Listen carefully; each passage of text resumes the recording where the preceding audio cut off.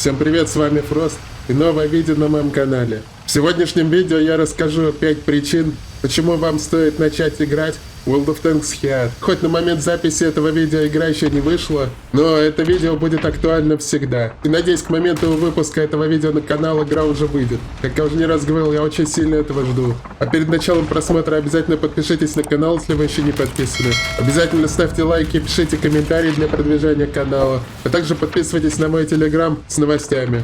А теперь к теме видео. Как я уже не раз говорил, я раньше думал, что вот есть игры про танки. Вот две популярные игры. Это старые танки от ВГ на рус-сервере и на евро-сервере. И War Thunder. И казалось бы, невозможно придумать что-то новое, что может от этого отличаться. Но получилось так-то, что ВГ смогли и придумали. И вот Heat — это, можно сказать, уникальная игра, которой аналогов в мире не существует. И в ближайшее время, скорее всего, существовать не будет. И сегодня мы разберем 5 причин, почему вам стоит начать играть, когда игра выйдет. И они же 5 отличий, чем эта игра отличается от других танковых игр, которые сейчас существуют. Первое, это, наверное, начнем с режимов. В этой игре режимы отличаются от других танковых игр очень сильно. Что ни в старых танках, ни в War Thunder таких режимов, как в Heat, нет. Как я уже, в принципе, не раз говорил, что вот Heat — это смесь старых танков и какого-нибудь Battlefield или Call of Duty, или даже CS, в зависимости от режима. И давай сейчас подробно разберем, какие режимы есть в игре. Есть основной режим — это завоевание. Режим с 5 базами. Этот режим полностью взят из Battlefield, только в отличие от Battlefield вы играете не за человека, а за танк. Тут также нужно захватывать базы, и за захват базы идет набор очков. И какая команда быстрее набрала очки, она побеждает. Второй режим — это доминацион. Или, как мы знаем по недавним новостям, он был переименован в Hardpoint. Это режим с одной базой. Тоже есть, кстати, в Battlefield, что вы захватываете базу, и какая команда захватила базу, ей идут очки. И какая команда быстрее набрала нужное количество очков, побеждает. Третий режим — это полностью режим из Call of Duty. Это режим ликвидация или подтвержденное убийство. Точно не помню, как называется. Короче, режим с жетонами. Что когда вы делаете фраг, вам нужно подъехать и забрать жетон. Потому что именно жетон засчитывается в счет. И какая команда быстрее набрала нужное количество жетонов, побеждает. Есть еще режим, который на втором альфа-тесте не был доступен в рандоме, а был в тренировочных боях. И был на первом альфа-тесте. Это режим с закладкой бомбы. Точно не помню, как он называется на английском и как правильно вообще называется. Это режим смеси танков и КС. Что вы закладываете бомбу либо обезвреживаете на танке, а не человеком. И тоже, как мы знаем по недавним новостям, разработчики анонсировали новый режим, это режим контроль. Этот режим, можно сказать, смесь, опять же, танков и режима опорные пункты с Call of Duty. Что вы заезжаете в базу, и когда вы ее удерживаете, вам начисляются очки. И когда наберется нужное количество очков, вы побеждаете. Только в отличие от Call of Duty, здесь есть несколько раундов, и нужно победить в нескольких раундах.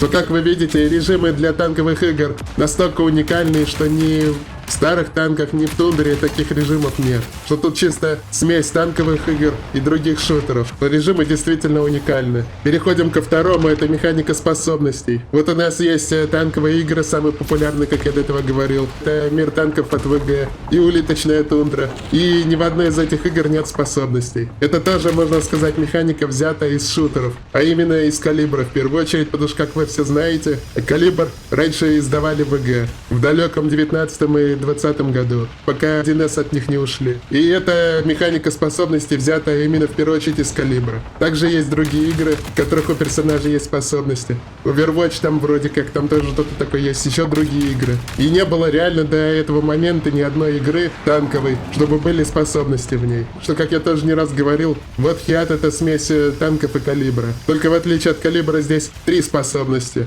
2 способности у танка, плюс основная способность у агента. Что тоже, кстати, хорошо, потому что Пивковичей в эту игру будет играть очень мало. Или, может быть, вообще не будут. Потому что у нас-то в Калибре, так сказать, наши пивные ПВПшеры с одной способностью справиться порой не могут, а тут их 3 даже.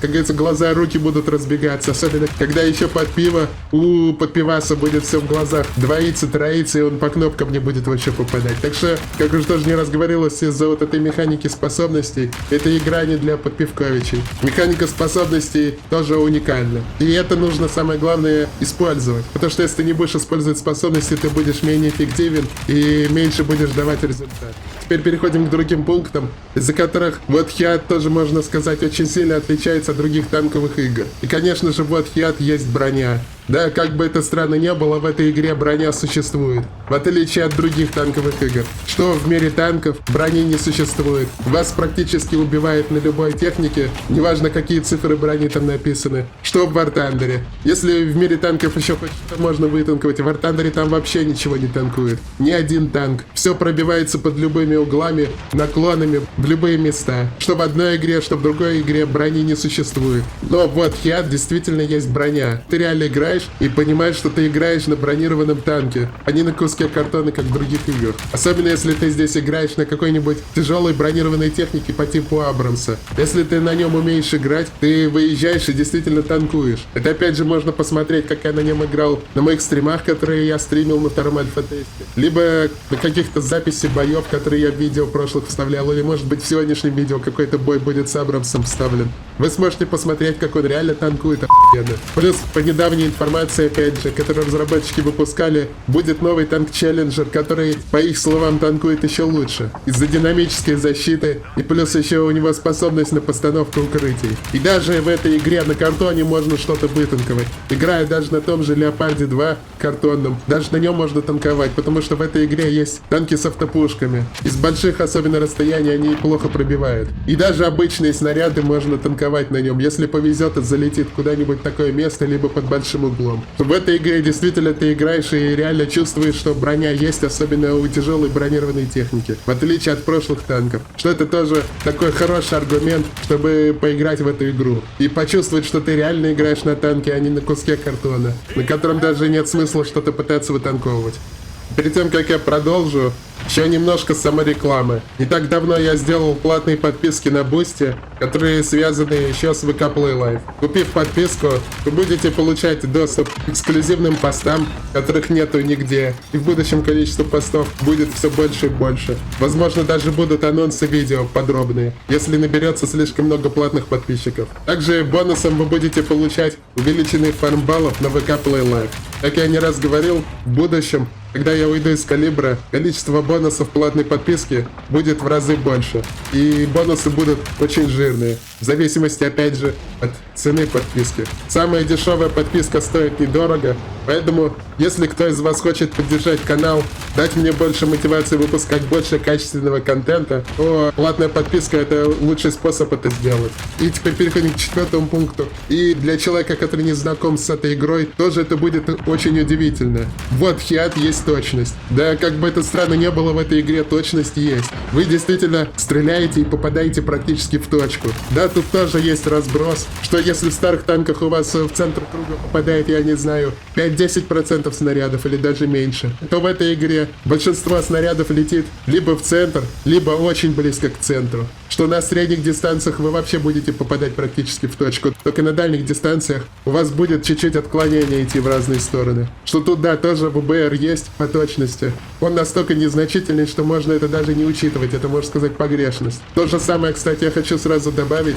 ВБР есть здесь по всем параметрам. И по точности, по урону, по пробитию. Но насколько он сильный, пока что никто не знает. Надеюсь, нам разработчики когда-нибудь расскажут. Что в этой игре действительно есть точность. Вы действительно стреляете и попадаете. На ракетных танках там вообще все летит идеально в центр. Там вообще ракеты никак не отклоняются. Единственные случаи, когда вы можете не попасть, когда вы стреляете в движение из вертухи. Если вы останавливаетесь и у вас круг сведен, вы идеально попадаете куда надо. И куда хотите. Вот это вот самое главное. Потому что всегда бесит в старых танках то, что вы пашете землю. Здесь такого не будет. Я сколько играл на втором альфа-тесте, у меня не было ни одного случая, чтобы я землю пахал. И даже чтобы случайно как-то промазал, такого не было. Да, чуть не забыл сказать про War Thunder. Даже в War Thunder точность не стопроцентная. Те, кто играет в War Thunder, они знают то, что там есть, опять же, отклонение по точности 10%. Даже в War Thunder снаряды не летят точно в центр, куда вы целитесь. А у них есть все равно небольшое отклонение. вождения. А в этой игре у вас практически всегда в 99% случаев, даже практически в 100% случаев будет залетать именно туда, куда вы хотите. И если вы умеете стрелять, и еще самое главное, знаете, куда стрелять, вы будете наносить много урона и давать хорошие результаты. И переходим к последнему пункту. Наверное, самая главная причина, почему вам стоит начать играть в What Heat, когда эта игра выйдет, это минимальное количество рандома. Можно сказать, его вообще нет. Вот, например, играя, в старые танки, вы, когда играете, вы чувствуете, что вы вообще не контролируете ситуацию. Потому что куча рандома. То вы попасть не можете, то вы попадаете, не пробиваете, потому что открутило. Если попадаете, вам альфу в минимум занижает. Если вы хотите модули какие-то критануть, ты еще попади с такой точностью, когда снаряды в землю падают. А еще если ты даже туда попадешь, куда надо, еще шанс на выведение модулей из строя 25%, если я правильно помню.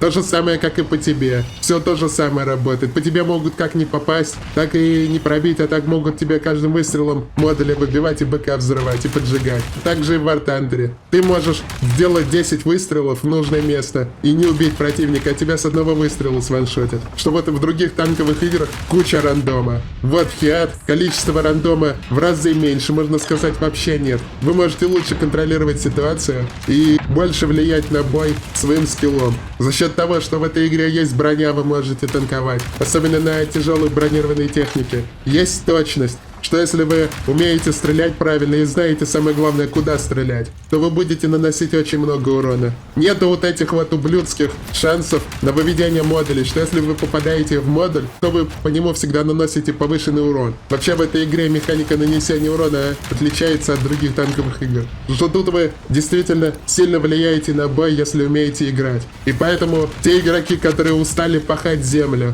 которые устали то, что нет брони, устали от количества рандома, от откруток, подкруток и вот этой всей параши, как раз вот Heat — это игра для них. Потому что если вы здесь научитесь, вы реально будете давать результат. И вот мы разобрали 5 причин, почему стоит в эту игру играть, когда она выйдет. Как я уже не раз говорил, у этой игры большое будущее. Если разработчики в будущем еще все будут правильно делать, то у этой игры потенциал на сотни тысяч, а то и на миллионы онлайна. Как минимум из-за того, что эта игра будет охватывать целевую аудиторию, которую раньше другие танковые игры не могли охватить. Это аудитория игроков, которые играют в шутеры. Что какие-нибудь игроки из Call of Duty, Battlefield, CS, PUBG и других игр пойдут в эту игру играть, потому что эта игра, как говорилось уже в начале видео, когда я рассказывал про режимы, это смесь танков и шутеров. И тут больше все заточено под шутерные механики. Только в отличие от шутеров, вы играете на танке, а не человеком. Поэтому очень ждем выхода игры. Надеюсь, это произойдет как можно быстрее. Может быть, когда это видео выйдет, игра уже будет на релизе